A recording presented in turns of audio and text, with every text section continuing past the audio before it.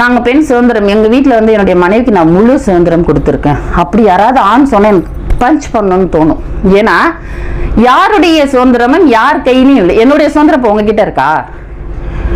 நான் full freedom கொடுத்துட்டேன். நீங்கள் என்ன வேணாலும் பேசுங்க, நான் ஃபுல் ஃப்ரீடம் கொடுத்துட்டேன். நீங்கள் மைக்கு கேமரா மாதிரி டான்ஸ் ஆடுங்க நீங்கள் சொல்லக்கூடாது. இது வந்து எதை நோக்கியான நேர்காணல் செஞ்சு நான் உணர்ந்து என்னுடைய சுதந்திரம் என்னங்கிறது நான் தான் பயன்படுத்திக்கணும். அதுதான் சமத்துவம். அதை தாண்டி என் ஒய்ஃப்க்கு வந்து நான் இவ்வளோ கொடுத்துட்டேன் இது பண்ணேன், அது அப்படி சொல்ல வைக்கிறதுக்கு பேசிக் காரணம் வந்து பெண்கள் தான். ஸோ பெண்கள் முதல்ல தன்னைத்தானே திருத்திக்கணும், தன்னுடைய உரிமை என்னன்னு தெரிஞ்சுக்கணும், தன்னுடைய சுதந்திரம் எந்த அளவுக்குங்கிறத புரிஞ்சுக்கணும். அதை நோக்கி அவங்களுடைய அடுத்த கட்டம் இருந்துச்சுன்னா கண்டிப்பா சமத்துவமான சமுதாயம் உருவாகும். இதுதான் என்னை பத்தியான நான் கடந்து வந்த வரலாறுன்னு சொல்லலாம். தேங்க்யூ.